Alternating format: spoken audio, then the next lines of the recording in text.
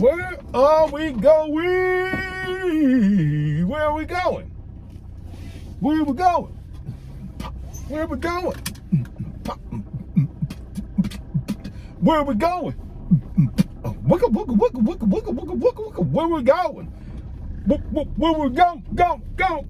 Where we going? Where are we going? People, how y'all doing today? I'm at this little raggedy gas station. Hey, ¿qué pasó? ¿Cómo está? A lot of Mexicans hang out in front of this place. Not that I have anything against Mexicans. They people just like you and me. Anyway, I'm out here just chilling like Bob Dylan. I just got off work. I'm happy. I just got off being a wage slave. I did my work today, master. Did my work today. That's probably what they saying too, but they say it with a little accent to it. I did my work today, master. I did my work today. See. Oh man, the car coming. Hey, so how y'all doing today? Boy, I'll tell you, this is a good day. The sun's shining and everything like that. I just hope it don't mess up my daggone screen like it did on my other video. It was like flashing like strobe lights and whatnot. I'm showing too much of this window. Anyway, put a little more of that way. So anyway, how y'all doing today? I hope all is well, and I hope well is all. But anyway, I had a good experience today. This dude, he was a redneck looking dude too, man. A white dude. And it don't go to show you can't never judge a book by its cover. Because I was going into the men's room and he held the door. Hey, come on in. I'm like, what? Come on in. I'm like, dang, he holding the door for me. I mean, this dude looked straight up like West Virginia mountain redneck. I mean, dude was like, he like a hillbilly, but he looked like he was like a real racist type person, but he was just the nicest guy, man, I'm not saying, some of you probably said, well, what's the look for the racism? What's the look for racism? How somebody can look racism? The kind that be chewing on a straw and stuff like that, be having overalls on, with no shirt on, and just they be a little dirty in the face and stuff like that. The mountain hillbillies. That's what he looked like, but he wasn't dirty or nothing like that. He just had that look because he had a beard and everything. He said, "Come on in." And I was like, "Hey man, I appreciate you holding the door." He's like, "Yeah, no problem." I mean, he was straight up, had that redneck country talk and everything, but he was a nice dude, So that's what, just can't judge the book by its cover, because I was standing at the door, like say, when he opened the door, I was like, man, and he was holding it. I'm like, okay, why is he holding the door? Because first thing that go to my mind, like, hey, he on the door, what they having, the Ku Klux Klan rally in that bathroom, ready to lynch their first. Nah, that was wrong. I should have said that. Dudes being nice though. I just say how he looked though. You know what I'm saying? He look like one of them dudes that you don't want to run into the dark with him and his boys. Yeah.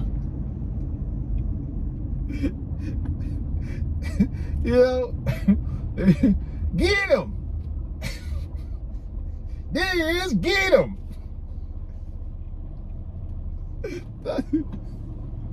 Nah, I'm just saying. I don't know, man. I was like kind of, I was hesitant at first because he was standing there open the door. He had this grin on his face like, yeah, I got my first nigga in. Nah, I'm just saying. That's not right. That's not right. Anyway, he was nice. He was nice, man. Got a nice guy, And, that's what I'm saying. You can't just, and I know people like, they judge. Everybody gets judged. Black people get judged. White people get judged. Arab people from Middle East and stuff, they get judged. as being serial bombers and stuff, you know. It's just a stereotype thing, you know, and it's sad, you know, because this world, you know, that we live in, it shouldn't be like that, you know. But you got certain people that are devious, and they'll promote something that's negative, you know, and they do it subliminally. They'll show like a movie, you know, showing certain things and stuff like that. Like for instance, like the movies that show over here, all them, you know, movies, but like gangster movies with young black guys being drug dealers and stuff like that, shooting and killing up each other. You know, I found out that they show the movies over in daggone all the countries. Mainly they show like all the negative movies, and the reason why I know, because I have friends, I know friends and former co-workers that have traveled abroad and lived over abroad for a while. You know, different countries like Japan, you know, Russia. There's black Russians too, you know, over in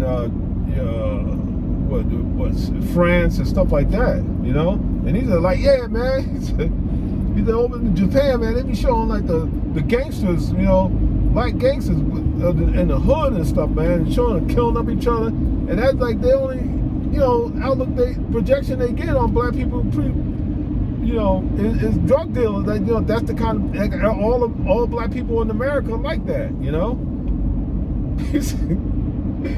You know, he said they were speaking their language though. Could you imagine a gangster, you know, I mean, you know, thug and stuff like that coming to, you know, I don't know Japanese, but I'm just saying, come in the door, you know, like saying like, you know, he gonna kill somebody or take somebody out or whatever. Like, you know, like coming like, yo, I'm gonna come and kill you, fool. You know, something like that, but having it in Japanese, like, all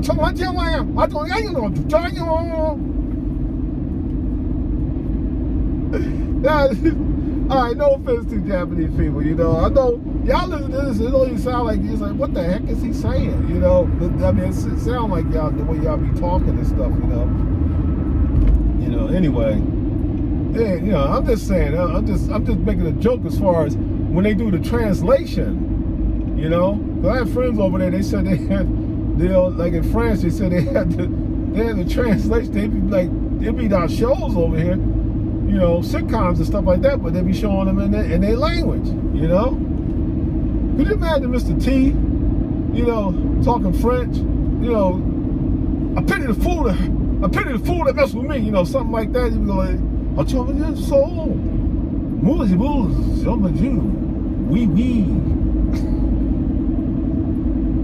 nah, that was corny. But anyway, you know, getting back to the stuff, you know, the stereotype. It's easy to stereotype somebody, you know. I mean, because that dude that came to that bathroom door, you know, I was expecting to have like, you know, see one of the miniature crosses on his back, you know, carved out of wood. That's wrong. That's wrong. Squeal like a pig. What? That was from that movie, man. This dude, man, two white dudes got lost in the woods, and them daggone hillbillies, man, they were killing them off like slowly but surely, right? Just harassing them, and then they killed them. They were killing them one by one. And this one guy got on the back of that kind of like chubby white guy. He was trying to get away and stuff like that. And the hillbilly caught him like right, and would jump on his back and say, "Yeah, squeal like a pig." He was trying to get him and get him, you know, in the butt and stuff. And he had no teeth in front and stuff like that, man. Oh, rough looking dude, man. I wouldn't fight him. Nah, man. I'll be tell him like, look, man, I'll tell you something. Wait right here. I'll be right back. But I won't come back. Anyway, but you never know who's who, you know what I'm saying? So that's why you shouldn't judge people, you know. And I used to have a habit of doing that, judging people, you know. My son, he always give people the benefit of of the doubt, you know, and he like, you know, I know he thought I was like a little bit too militant and stuff like that, you know, because I went through a lot of stuff when I was, you know, when I was younger, getting rocks thrown at me by, you know, the white kids and stuff like that, the older white kids and stuff, you know, nigger, he running that, you know, I mean, these big boys too, you know, it was like, you know, we moved out into the suburbs back in the day, you know, I was young, man, but anyway, so I developed this like, you know, experience like that, you know, I ain't trust them, I ain't like them and stuff like that, but you know, my thing is this, what I learned when I got older and stuff like that, you take one person at a time, you know, but don't trust nobody. When I say nobody, I don't mean just white people, Arab people, whatever, you know, this, that, and the other. Don't trust nobody, you know, because anybody can deceive you, whether it be, I don't care what their skin color is, you know. The one that, you know, that you think is coolest, man, be the one that you can, you know, be easiest to get over on you, you know. So just be, you know. But like you know, stereotyping, man, they be stereotyping the Arabs, man. They be having all these like these movies and stuff, and first thing they have the Arabs as terrorists and stuff, you know. I see guys that played Arabs and stuff in movies and stuff, and then I see them in another, they be like terrorists and stuff. These same actors, right? Then I see them in another movie, you know, and they playing a priest.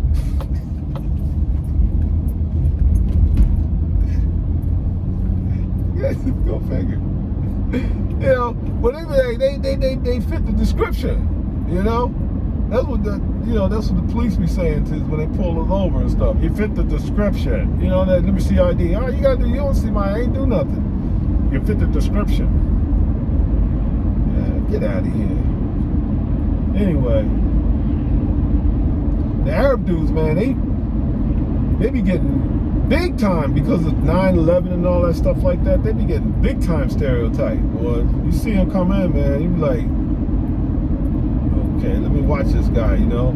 Did he have a bag with him? Let's look at his, you know, let's see, look at his clothes, see if he got anything strapped to him or whatnot, you know.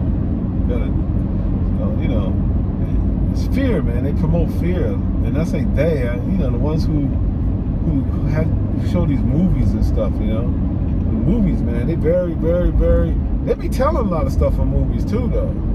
Telling what they doing and stuff like that. They be telling a lot of stuff, you know. I don't know, they trying to prep you mentally or whatever, you know. And who are they? I don't know who they are. The ones who are in control of writing those scripts and putting those movies out. Anyway, like the ones who write the scripts and put the movies out about, you know, the black women with the big butts. I love black women with big butts, though. Don't get me wrong. I love it, you know. So I joke about it, you know, because, you know, they naturally got big butts. Anyway, I ain't gonna get on that subject. So anyway, I hope everybody's doing fine today. You know, I just come on because I'm feeling good today. You know, it's a good day. I feel real good today. You know, and that hillbilly dude, man, I don't know if he was a hillbilly, man. That dude, man, but I'm telling you, that dude looked like serious straight up redneck, man. You know, looked like, yeah, he was like inviting, like, come in. You know, being all nice, and next thing you go in there and the door closed and you just hear all this slam, blah, blah, blah, bam, bam. You know, you never know, you know what I'm saying? So I'm always like, you know, cautious, you know, first, you know, and I'm cautious for a little while longer because I ain't know, you know, I don't want to end up like, you know, the natives end up over here, you know, smoking a peace pipe and getting high and then falling asleep and stuff like that while they take over your land.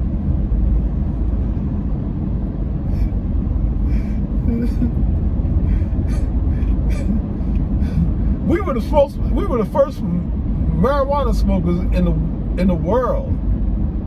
The peace pipe was we were the very first ones. When the Europeans came over here, we had the peace pipe with a pea here, take a hit. You know, I'm serious. We were the first ones. You know, we got them on it, man. You know, they want to blame somebody, blame us for getting them high. You know, getting them hooked on that marijuana. You know, getting high and stuff. Man, could you imagine? Could you imagine like people that get high that you don't ever think about getting high? You know, that smoke marijuana? Huh? Like, could you imagine? Could you imagine Mother Teresa getting high? I just say that. That's not right. That's not right, man. That ain't right. Could you imagine Martha Stewart sitting down smoking a big blunt with Snoop Dogg?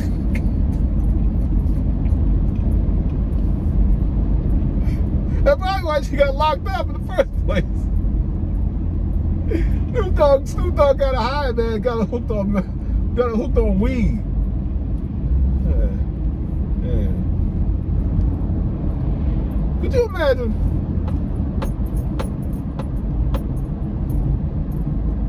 You imagine Steve Harvey smoking a joint?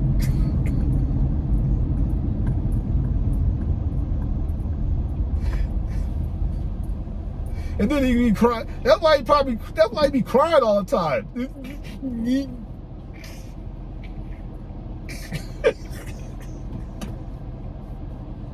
Because he ran out of weed. He cried because he slept in the car for 3 years. And he cried because because these people that discovered him came to his show and stuff like that. You know, he was crying because he ran out of weed. That's why Steve Harvey was crying. Oh man. Yeah, man, just pull right out in front of me, man. And they drivers, man.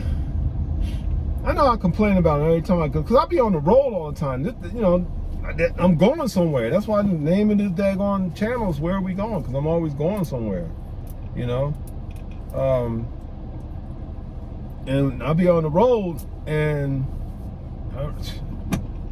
sometimes things happen right away, and I like, you know, it catches my, you know, instead of me staying, channels concentrating on making the video, you know, I get out of my element a little bit, you know, my tunnel vision, what I'm supposed to be doing, it distracts me because they be acting so stupid, you know, stupid acting drivers, man, stupid people. But I ain't running too many stupid people today. You know, man, Toyota wanted for a 21-year-old car. I went to the Toyota dealership, and they said, "Oh, because you know my car got low miles, you know," and they said, "You just crossed 100,000 mile mark, and you're due for a tune-up." I said, "Yeah, well, how much is?" They said, "Well, you know, it'd be $1,700." I said, $1,700 for what? Well, we're gonna change, and then they be telling me what they're gonna do to, you know, it don't be nothing. Said, well, we're gonna change the spark plugs, and we're gonna change the air filter, and you know, we're gonna do the oil change, and you know, we're gonna check all your fluids. Man, they ain't no $1,700 worth. The only thing that, you know, I hear and there is spark plugs being changed. You know, it is $1,700. I wish I had this sheet and I'd read off to you. You'd be like, man, are they serious? There should be no more than about maybe a $200, $300 job at the most. $1,700.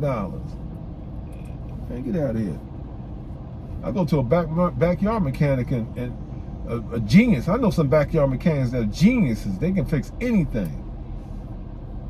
Shoot, fix my car for about get all that done for $50. Because a lot of backyard mechanics, man, they geniuses and stuff. They, you know, they want some quick money so they can get some crack. So, you know, but they got habits. Not all of them, but it was something I knew, man. I mean, they could fix a car. Man, they had to be trained on it. They take that car apart, man, fix it, put it back together. I had this dude, man. I had a new car one time. I never forget. It was almost new. It was new. I bought it new, and never forget, my timing belt broke. They said, "Oh yeah, take it to so and so. They'll fix it." I'm like, him? He said, "All right, fix the car, come back." Man, I took to the dude. Right. I came back. I said, "Man, you changed the timing belt?" Because I left it with him for about 2 hours. He fixed it in 1 hour. He was a crackhead. He fixed it in 1 hour. So I'm like, my boy said, cause my boy that told me about him said, you know, he the one that put me down on him. He's like, "Yeah, man, he's finished with your car, man." I'm like, "Man, it's been only an hour. How you finished that fast?" So I started like, "Nah, man, something ain't right, man." Because I didn't know he was a crackhead though at that time, but I knew, I'm like, man, he always dirty and stuff, man. And then, you know, he had a house, you know, him and his wife and kids and stuff like that, but you know, so he had a garage and that's where he fixed the car, but the garage had all kind of stuff in it, you know. I'm like, man, I was a little hesitant about leaving my car there, but my boy, man, he was like, "Yeah, man, I'm telling you, man." I said, "Look, man, I've known you for 20 something years, man, so I know you wouldn't lie to me, man. Look, I'm telling you." I said, "All right, man, I'm trusting you on this, man. It's my car, man. New car." It wasn't new, it was like a year old then. So I came back to the dude's house, man. I'm like, "Yo, man, you fixed my car?" He said, "Yeah, man, good news right there." He started, boom, boom, see that? I said, "Well, yeah, man, you fixed it so fast." He said, "Oh yeah, I know, man." He said, "Man, I said, "So what's the money for the part, man?" He said, "Oh, you don't owe me no money for parts." I said, "What are you talking about, man? I needed a timing belt." He said, "Look, man, all I did was," he said, "Look, let me tell you something." He said, "I went back there in the garage, man, and you know, I took the belt off the lawnmower, man, put it on the engine and it fit." I was like, "What?" I said, "Man, you put a lawnmower belt, man, on my engine?" He said, "Yeah, man, I'm telling you, it's gonna be all right." I was like, "Look, man." I started getting upset. My boy's like, "Man, just calm down, man, calm down." I said, "All right, man." He said, "Look, man, I tell you what, I guarantee my work." I said, "All right, man. So how much I owe you, man?" He said, $75. He said, "Oh, you charged me $75 to put a timing belt on. You know how much takes to put a timing belt on? You got to go on the engine and stuff." Man, I was like so leery of that, man. But anyway, I drove that car. Hey, look, that car, the engine ran forever, and it ran smooth. I'm not lying, it ran smooth with a lawnmower belt in it. It never broke again. The manufacturer timing belt broke. That's why I needed another one. This is the manufacturer car company that makes them. But that car ran smooth for the rest of the time I owned it. I ain't making this up. Them crackheads, man. Them crackheads, man, let me tell you something. Some of them are geniuses, man. They just be hooked on that crack, man. And they reasonable.